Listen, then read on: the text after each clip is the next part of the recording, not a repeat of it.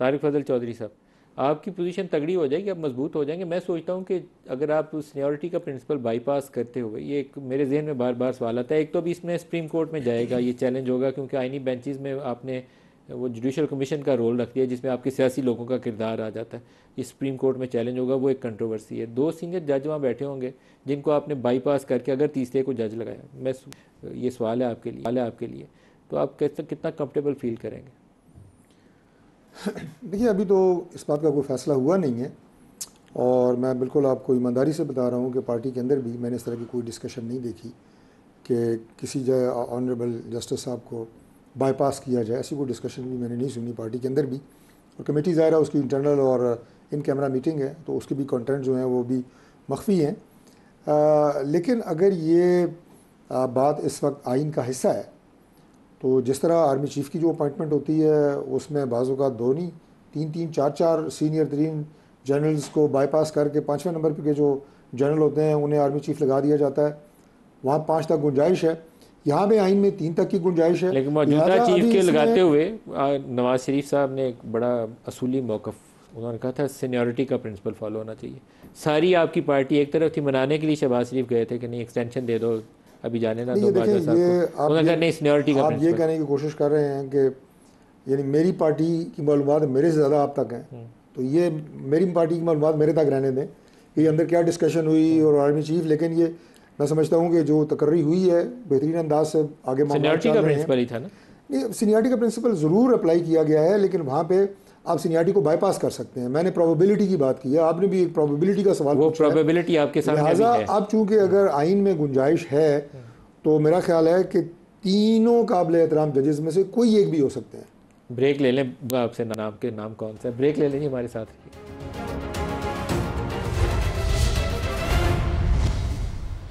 Programme में दोबारा खुशामदीद कह रहे हैं। बप्पी साहब, 5 लोग आपके वोट डालने वालों में शामिल थे, 5 लोग आपके रिजर्व में बैठे हुए थे।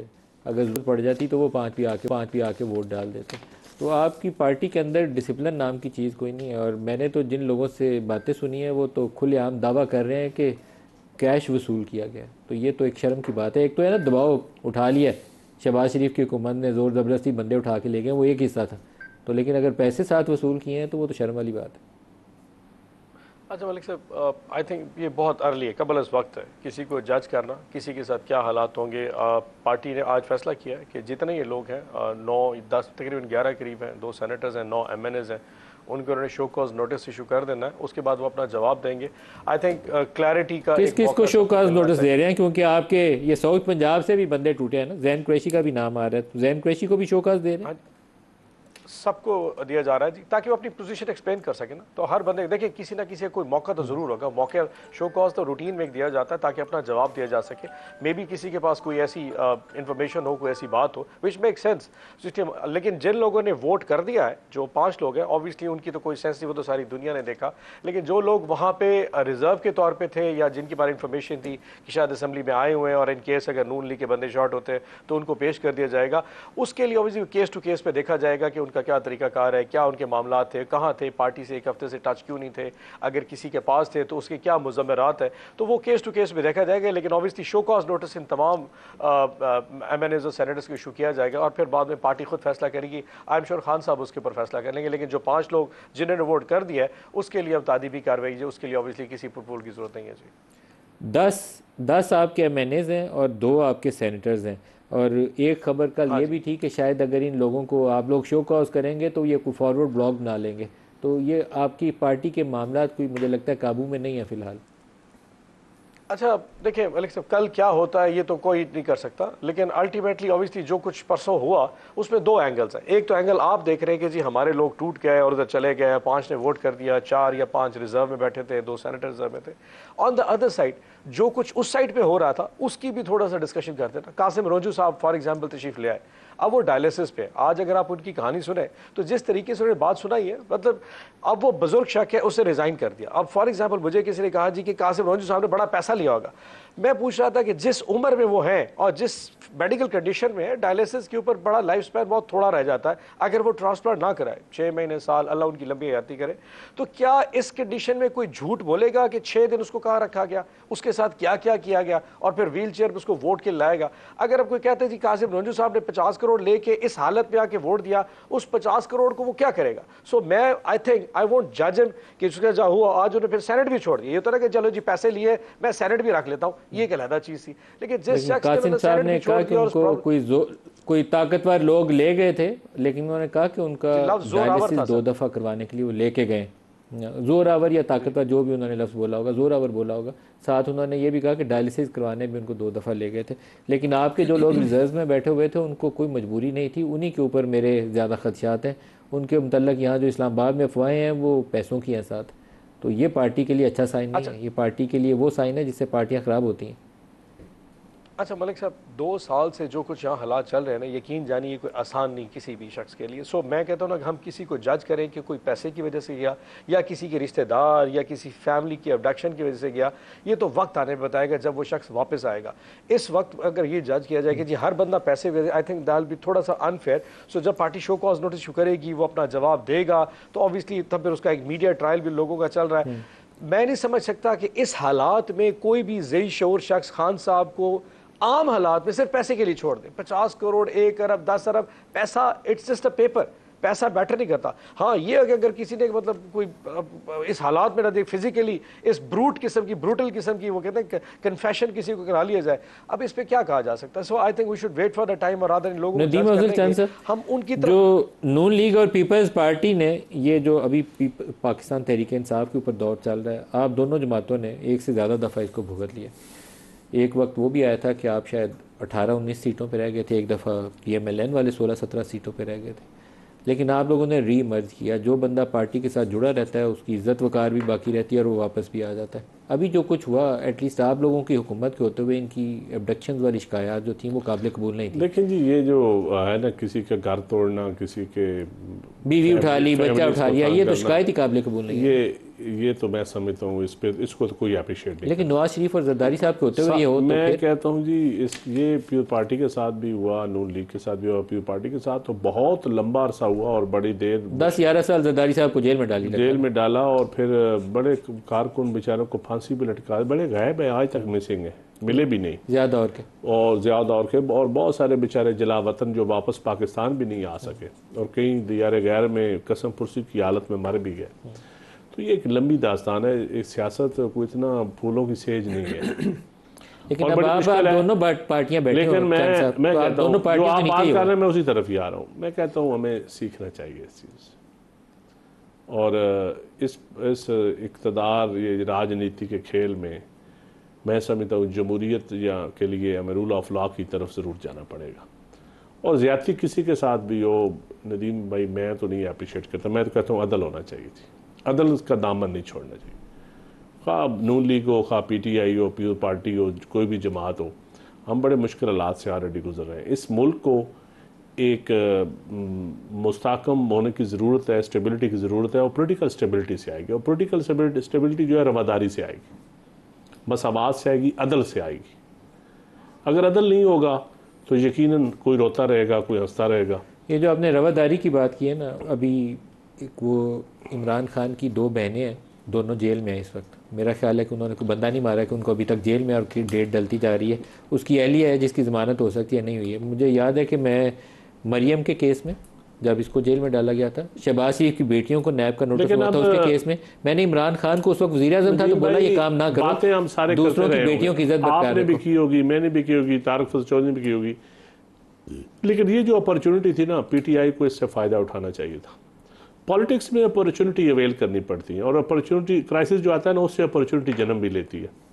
जितने क्राइसिस आए हैं, आप पॉलिटिकल डायलॉग नहीं करेंगे तो आप अगले सियासतदान को कैसे मजबूत करेंगे? तो सियासत मजबूत होगी और आप उससे फ़ायदा उठाएंगे। सर उसकी जो अगर आप सियासतदान को, मेरा बदले मुकाबला है डॉक्टर तारक फजल मेरा मुखालफ है, मैं अगर डॉक्टर तारक फजल को हर वक्त गाली देता रहूँगा, इसको कमज़ोर करूँगा, तो मैं समझूँ कि मैं भी कमज़ोर हो रहा हूँ।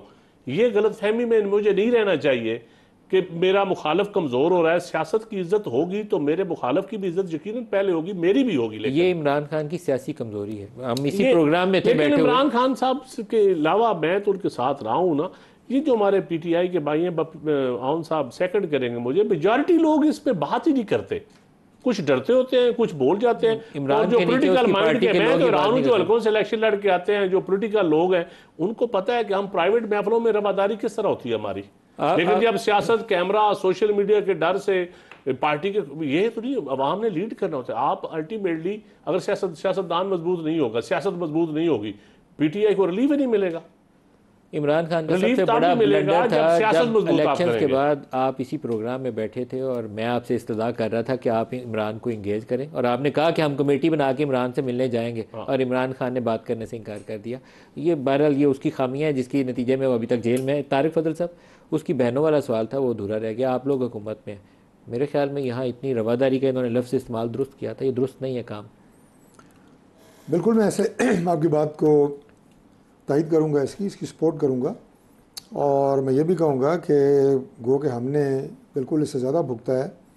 वो मरियम नवाज शरीफ साहिबा की 2 दफ़ा गिरफ़्तारी, 1 दफ़ा अपने बाप के सामने गिरफ़्तारी, दीगर हमारी ख़वातीन बहुत सारी ऐसी वर्कर्स हैं जिन्हें अरेस्ट भी किया गया, मियां नवाज शरीफ साहब को, शहबाज साहब को, उनकी बेटियों को नोटिस भेजे गए, ये सारा कुछ हुआ है। लेकिन मैं इसकी तायद नहीं करूँगा कि आप बिला किसी जवाज़ के या बग़ैर किसी उज़र के आप किसी को गिरफ़्तार रखें, या ख़ास तौर पे इमरान खान साहब की या उनकी बहनों के हवाले से बहनों को छोड़ना चाहिए, उनकी जो भी नहलिया की ज़मानत उसकी हो सकती है, उसका ऐसा केस मेरा नहीं ख्याल है है कि वो आप भी उसको जाएगी। पाबंदी उनकी इस्लाह बहनों के से खिलाफ मेरा नहीं ख्याल कि कोई इतना को मजबूत केस है। खवातीन के मामले में ना वो वहाँ उस हद तक नहीं जाना रिलैक्सेशन चाहिए होनी जितने आप अपने चाहिए, सियासी मुखालिफ के खिलाफ जाते हैं। चाहिए, और उनको जो आप ये कहें कि रियायत मर्दों को हासिल होती है, उससे ज़्यादा रियायत उनके साथ बरतनी चाहिए। तो फिर बरतन ताकि आप फौरी लोग तौर तो पे हुकूमत में नहीं, उसका जो प्रोसेस है वो तो उन्होंने फॉलो करना है ना।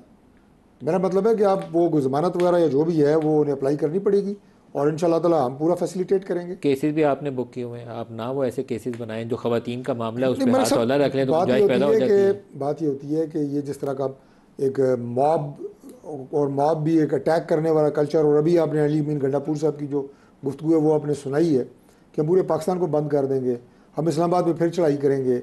भाई आप कोई क्या पाकिस्तान के अली मीन गंडापुर साहब का कमाल ये है कि उनका वर्कर जो है आर होता है और अली मीन गंडापुर पार होता है। चढ़ाई औरतों को भाई यही है। नहीं, मैं अर्ज कर रहा हूँ चंद साहब, मैं ये नहीं कह रहा कि गिरफ्तार करें। के बात कर रहे, मेरे भाई बड़े तगड़े हैं, आप हुकूमत में हैं, आपने तगड़े हो थोड़ा, कुछ नहीं नहीं, तो होता। आप अपोजिशन में नहीं, हम तो हुकूमत में तो नहीं है ना, आप आप तो जिस एग्जेक्टिव तरह पावर है का आपके पास। प्राइम मिनिस्टर इनके है, हैं? प्राइम मिनिस्टर इनके है। नहीं, मैं तो कैबिनेट में अगर होता या आपकी तरह हुकूमत असेंबली में जरूर कहता, अपने प्राइम मिनिस्टर को भी कहता, जोर से कहता। क्या मैंने क्या कहा आपने सुना नहीं? औरतों को बिल्कुल मैंने जेल में कहा नहीं है होना कि चाहिए। आप रिहा जो करें। फॉर्मेलिटीज हैं आप वो पूरी करें। क्या फॉर्मेलिटीज है यार वकील तो खड़ा करना पड़ता है ना, वो तो मैं नहीं कर सकता। फॉर्मेलिटी नंबर टंगन चक्कर पे आए हो। कोई नंबर नहीं, असूल की बात करें। असूल की क्या बात है? नहीं, बगैर उनके वकील अगर पेश किए मरियम के जमानत साथ हो ज्यादती जाएगी। हुई है, आज मैं तो भाई मरियम के साथ ज्यादती केस है, उसके वकील शहीद करते रहे बीबी के ना, साथ ज्यादती कौन लड़ता हुई, रहा है भुट्टो मुझे साहब बताएं। को मारा गया, तो हमने क्या सीखा? आपने भुट्टो साहब के केस के 50 साल बाद भी तो आपने वकील ही पेश किए हैं ना। मैं कह रहा हूँ कि आप वकील पेश करें, आप अपना अदालत में जमानत अप्लाई करें, डॉक्टर साहब एक्सक्यूज, हम उसको फैसिलिटेट करेंगे। ये एक्सक्यूजेज हैं डॉक्टर साहब, कोई एक्सक्यूजेज नहीं है। आप लोगों को सियासी सोच ही होनी मालिक चाहिए कि साहब, हमने हम अगर खवातीन किसी और बच्चों केस के ऊपर की ये काम सिफारिश नहीं करें करना। ना, मेरी यार सुने, किसी केस की पुलिस को सिफारिश करें ना, मैं अपने हल्के की बात आपको बता रहा हूँ, और पुलिस सपोर्ट करने पे तैयार हो, वो यही कहती है कि आप वकील पेश करें, हम इसकी जमानत करा देंगे। आप गाड़ी की सुपुर्दारी अप्लाई करें, हम जमानत करा देंगे। आप अपना वकील तो पेश करें। इसके ऊपर क्यों हमने बहुत ज्यादा लंबी हमने बहस कर ली कितने है? दिनों से तारीखें पढ़ रही हैं उसके केस की? मैं अर्ज कर रहा हूँ कि मुझे जाती तौर बप्पी पे साहब, नहीं पता, क्लोजिंग लेकिन हम इसको बिल्कुल फैसिलिटेट सियासी करेंगे। रवादारी, ये ताली दोनों हाथों से बजती है, आपकी तरफ से भी बजनी चाहिए। बप्पी साहब, मालिक साहब एक बार करूँ, आज इनके पास मौका है अपनी सियासी और इवन एक जो एथिकल नॉर्म्स है ना, उसको इस वक्त एग्जीक्यूट करने का। कल के वक्त गुजर जाएगा, क्योंकि देखिए खान साहब की जो, अब जैसे मलिक साहब, तारिक फजल चौधरी साहब फरमा रहे हैं कि जी वकील, अब बुशरा बीबी की आज पेशी थी, आज फिर 25 डाल दी। अलीमा आपा की, उर्ज़मा आपी की आज पेशी थी, वो फिर 25 से 26 डाल दी। अब इस वक्त बुशरा आपा पे कोई केस नहीं किसी किस्म का, मकसद सिर्फ ये कि खान साहब को प्रेशराइज करना। अलीमा खान और उस्मा खान साहब पे कोई किसी किस्म के ऐसे डी चौक पे परले नुक्कर में खड़े वो सिर्फ एहतजाज रिकॉर्ड उनको अरेस्ट करके दहशतगर्दी और पेशी पे। मेरा पॉइंट ये है कहीं ना कहीं आपको आके एक लकीर लगानी पड़ेगी और मैं एक्सपेक्ट करता हूँ कि इनमें इंशाल्लाह इनमें भी शायद ऐसी वजहदारी आए। वक्त तो तब्दील हो जाना, आज ये हुकूमत में हम अपोजिशन में, कल हम हुकूमत में, ये अपोजिशन में होंगे। आज ऐसी एक वो एग्जाम्पल सेट करके जाएं, कल को हमें भी शर्म आए। देखिए इंसान जब हुकूमत में बैठा होता है ना तो उस वक्त इंसान की सोच बप्पी साहब, कुछ चीजें डॉक्टर तारिक फजल चौधरी, सबका शुक्रिया। आज के लिए इतना इजाज़त दीजिए। अल्लाह हाफ़िज़।